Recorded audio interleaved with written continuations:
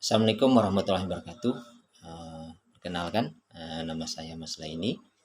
Eh, saya berkuliah di salah satu Fakultas Syariah, yaitu Sekolah Tinggi Ekonomi Syariah Al-Mujadid Kabupaten Tanjung Jabung Timur, eh, dengan NEM 21234. Sekarang ini saya sudah di semester 5 akhir, kemudian di kelas 5C. Dalam kesempatan ini saya mendapatkan tugas dari dosen pengampu, yakni Ibu Erwina Ketika Depi, ME, yakni dalam mata kuliah asuransi syariah, dengan makalah yang saya paparkan di sini, yakni cara menutup akad, kemudian maksud kami cara menutup akad kontrak syariah, kemudian kilas perusahaan syariah, dan pasar modal syariah. Sebelumnya mungkin mohon maaf kepada Ibu dosen, seandainya dalam paparan kami ini mungkin tidak sesuai dengan diharapkan, namun kami sudah berusaha semaksimal mungkin agar kiranya Ibu bisa memaklumi dengan keadaan saya seperti ini. Mohon maaf sebelumnya, Bu. Baik, saya akan memaparkan tentang materi yang mana dalam bab pertama ini, yakni terkait latar belakang, yakni asuransi syariah merupakan prinsip-prinsip berdasarkan hukum Islam antara perusahaan asuransi ataupun perusahaan asuransi dengan pihak lain. Kemudian dalam menerima amanah dalam mengelola dan peserta melalui kegiatan investasi yang diselenggarakan sesuai dengan syariah Islam. Kemudian secara umum asuransi Islam ataupun sering diistilahkan dengan takaful dapat digambarkan sebagai asuransi yang prinsip operasionalnya didasarkan pada syariat Islam dengan mengacu pada Al-Quran dan Al-Sunnah ataupun Al-Hadis. Kemudian asuransi dalam Islam dikenal dengan istilah tafakul, yang berarti saling memikul risiko antara sesama orang sehingga antara satu dengan yang lainnya menjadi bertanggung jawab atas risiko lainnya. Saling pikul risiko ini dilakukan atas dasar tolong menolong dan ditunjuk untuk menanggung risiko tersebut secara bersama-sama. Untuk tata cara operasional, asuransi sudah ada ketentuan di dalam Undang-Undang Republik Indonesia Nomor 40 Tahun 2014, dan sudah ada DPS, Dewan Pengawas Syariah, untuk mengawasi kegiatan usaha asuransi syariah, terutama penghitungan dana tabaru yang harus disesuaikan dengan fatwa DSN Majelis Ulama Indonesia dengan nomor 12 garis miring DSN MUI garis miring 10 kemudian garis miring 2021 tentang pedoman umum asuransi syariah. Berdasarkan peraturan otoritas jasa keuangan nomor 23 PJOK 05/2015 tentang produk asuransi dan pemasaran produk asuransi, pasal 12 polis asuransi untuk produk asuransi dengan prinsip syariah harus memuat hal-hal sebagai berikut. Yang pertama, jenis akad yang digunakan, kemudian hak, kewajiban, dan wewenang masing-masing pihak berdasarkan akad yang disepakati. Kemudian yang ketiga, berdasarkan kontribusi dialokasikan ke dalam dana tabaru, uzrah, dan dana investasi. Dan yang keempat, besar ataupun waktu dan cara pembayaran bagi hasil investasi dalam hal produk asuransi menggunakan akad mudharabah atau mudharabah musyarakah. Nah, itu. Kemudian yang kelima, alokasi penggunaan surplus under withering untuk dana tabaru. Dana peserta dan atau dana perusahaan. Kemudian yang keenam, pemberian qard oleh perusahaan dalam hal dana tabaru tidak cukup untuk membayar manfaat asuransi. Adapun rumusan masalah di sini bagaimana cara kita menutup akad kontrak syariah, faktor-faktor apa saja yang menyebabkan harga premi asuransi berbeda, kemudian bagaimana memilih perusahaan asuransi yang terpercaya, kemudian yang keempat, apa yang dimaksud dengan perusahaan asuransi syariah dan pasar asuransi syariah. Tujuannya adalah untuk mengetahui cara menutup akad kontrak asuransi, Kemudian yang kedua, memahami faktor-faktor harga premi asuransi yang berbeda, kemudian dapat memilih perusahaan yang terpercaya. Kemudian terakhir, mengerti yang dimaksud perusahaan asuransi dan asuransi syariah. Kemudian dalam bab pembahasan di sini, uh, kemudian di sini dijelaskan ataupun yang berikutnya, yakni tentang cara penutupan asuransi syariah. Kami sangat menyadari bahwasanya pelayanan yang baik terjadi apabila seluruh pihak terlibat memahami tata cara penyelenggaraan dan memiliki kemampuan dalam menerbitkan pelayanan optimal kepada nasabah ataupun pemegang polis. Secara umum, tata penutupan pelindungan asuransi syariah di PT Asuransi Jiwa Syariah Al-Amin adalah sebagai berikut. Yang pertama, pertemuan untuk menjajaki kebutuhan dan keinginan dari pemegang polis. Yang kedua, yakni menyampaikan informasi profil risiko dan peserta yang diasuransikan. Kemudian rancangan produk asuransi syariah dan perhitungan kontribusinya. Kemudian selanjutnya penetapan ketentuan seleksi risiko dan tarif kontribusi. Kemudian yang selanjutnya prestasi jika diperlukan. Kemudian penandatanganan surat permohonan asuransi, penerbitan polis, penyampaian data pesertaan, kemudian menyampaikan akseptasi kepesertaan dan nota tagihan pembayaran kontribusi. Yang 11 pelayanan dan pembayaran manfaat asuransi syariah. Yang ke-12 evaluasi pelaksanaan polis atau kerjasama asuransi syariah. Dan yang terakhir perpanjangan polis. Saat ini semakin banyak kalangan masyarakat yang sadar akan kebutuhan asuransi dalam kehidupan mereka. Ada banyak sekali jenis asuransi yang ada di sekitar kita. Dari mulai jenis asuransi kesehatan, asuransi jiwa, kemudian asuransi kendaraan atau properti, hingga asuransi pendidikan pun juga ada. Kemudian berikut ini adalah beberapa faktor yang menyebabkan adanya perbedaan pada harga premi untuk setiap asuransi yang ada. Yang pertama ini faktor usia tertanggung. Nah, yang mana faktor yang pertama adalah faktor usia tertanggung ini, di mana semakin muda usia tertanggung maka nilai premi akan semakin murah.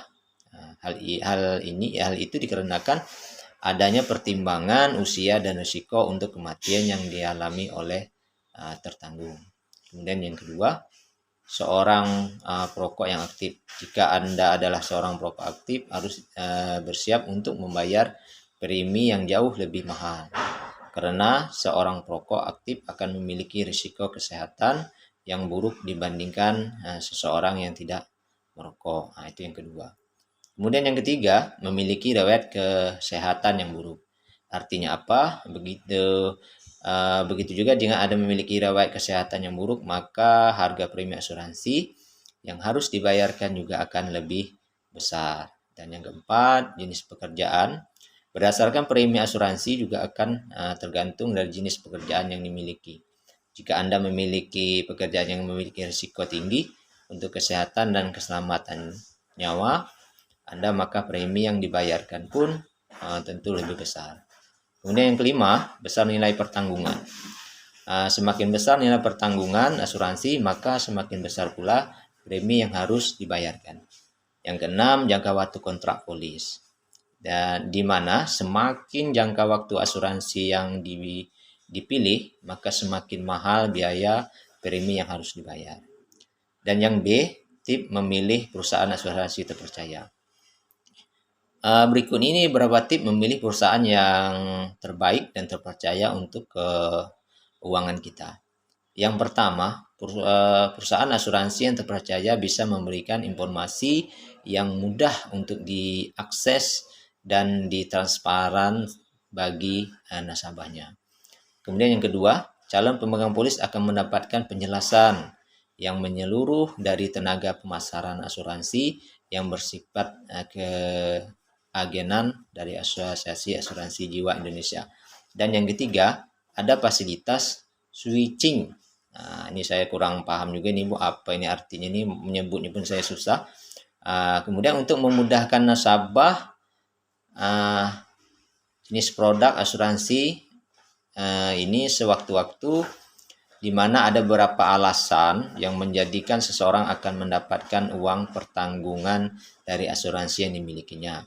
Yang pertama, mungkin yang bersangkutan sudah meninggal, kemudian sakit, kecelakaan, maupun cacat. Dan cacat ini ada yang namanya cacat tetap, kemudian ada yang namanya cacat permanen.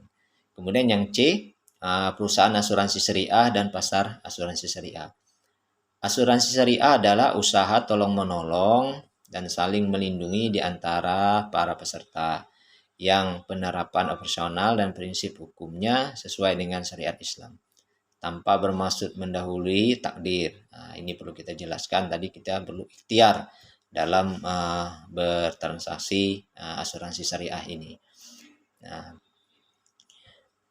sebagaimana asuransi syariah sudah dijamin halal oleh Majelis Ulama Indonesia, yakni melalui Dewan Syariah Nasional dengan Fatwa nomor 21 DSN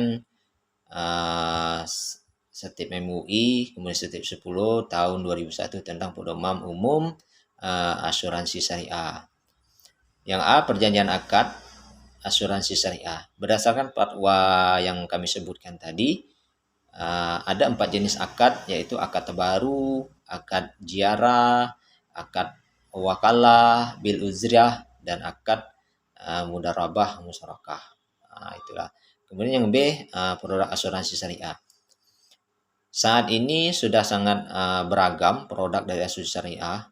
Berikut ini produk asuransi syariah yang berdasarkan yang beredar maksud kami di kalangan masyarakat umum adalah yang pertama asuransi jiwa syariah, kemudian asuransi pendidikan syariah, asuransi kesehatan syariah, kemudian asuransi dengan investasi unit link syariah, kemudian ada juga asuransi kerugian syariah dan asuransi syariah berkelompok. Berarti asuransi syariah ini ada yang berkelompok, ada juga yang secara pribadi ataupun perorangan.